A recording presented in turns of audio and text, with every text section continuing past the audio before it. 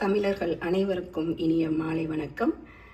நேற்றைய பதிவில் திரு கார்த்திகை விளக்கு மற்றும் அதனுடைய வகைகள், அதனுடைய சிறப்புகள் ஆகியவற்றை பார்த்தோம். அதை பார்த்த சில நேயர்கள் விளக்குகளை இன்னும் கொஞ்சம் அருகாமையில் புகைப்படம் எடுத்து அதனுடைய உருவங்கள் தெளிவாக அனுப்பணும் அப்படின்னு சொல்லி கேட்டிருந்தாங்க. ஸோ நம்ம முதல்ல பார்க்கக்கூடியது காமாட்சி விளக்கு. நேற்றே நம்ம இதனுடைய சிறப்புகள் பற்றி பதிவிட்டிருந்தோம். அடுத்ததாக பார்க்கக்கூடியது சங்கு விளக்கு. உங்களுக்கு நல்லா தெரியும்னு நினைக்கிறேன். இந்த காமாட்சி விளக்கு கீழே பார்த்தீங்கன்னா ஒரு பீடம் மாதிரி இருக்கு. அதில் திருநீர் போட்டு வச்சுருக்கோம் இல்லையா?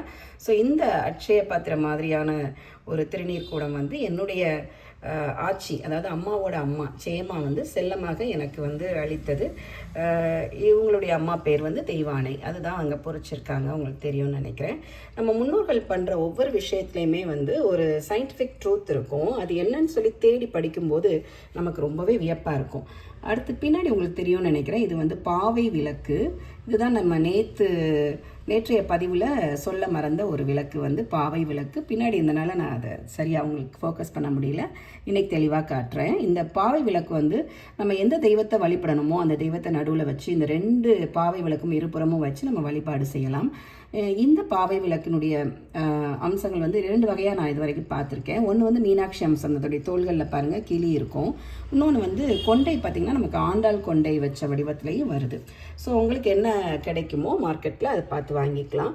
இப்போ சங்கு விளக்கு நம்ம ஏற்கனவே பார்த்துட்டோம். அடுத்ததாக நம்ம பார்க்கக்கூடிய இந்த விளக்கு கஜலக்ஷ்மி விளக்கு. பாருங்கள், கீழே யானை இருக்குது, அப்புறம் விளக்கு. அந்த லக்ஷ்மி உங்களுக்கு தெளிவாக தெரியுவாங்கன்னு நினைக்கிறேன். இந்த யானையினுடைய துதிக்கை மேல் நோக்கி இருக்கிற மாதிரி இருக்கணும் அப்படின்னு சொல்லி நேற்றைய பதிவுலேயே நம்ம சொல்லியிருந்தோம். அடுத்ததாக நம்ம பார்க்கக்கூடிய இந்த விளக்கு கற்பக விருட்ச விளக்கு. இந்த கற்பக விருட்ச விளக்கு அப்படின்னு சொல்லி பார்க்கும்போது இது பயங்கரமான ஒரு நன்மையை தரக்கூடியது, கேட்டதையெல்லாம் நமக்கு அளிக்கக்கூடியது அப்படின்னு சொல்லி நம்ம நேற்றைய பதிவுலேயே பார்த்துருந்தோம். ஸோ இது கற்பக மரம். அடுத்ததாக நம்ம பார்க்கக்கூடியது குபேரன். எவ்வளோ ஸ்மார்ட்டாக அழகாக உட்காந்துருக்காருன்னு பாருங்கள். ஸோ நேற்றைய பதிவுலேயே நம்ம இவரை பற்றியான சிறப்புகள் சொன்னோம். அடுத்து நம்ம பார்க்கக்கூடியது கை விளக்கு அப்படின்னு சொல்லி நம்ம பார்க்குறோம். இது நடன வல்லுநர்கள் கையில் வச்சு சுழன்று ஆடும்போதும் அந்த நெருப்பு அணையாமல் இருக்கிற மாதிரி பார்த்துக்குவாங்க. ஸோ இந்த வகையான விதவிதமான விளக்குகள் எல்லாம் கார்த்திகை தீபத்தன்னைக்கு நம்ம பொருத்தி மகிழ்கிறோம். இது காலை மாலை வேளையிலையுமே கார்த்திகை மாதம் முழுக்க நம்ம விளக்கினை பொருத்தி நம்ம வாசல்லையும் வைக்கலாம், அல்லது பூஜை ரூம்லையும் நீங்கள் வழிபடலாம். மார்கழி மாதத்திலையும் இதை நம்ம பயன்படுத்திக்கலாம்.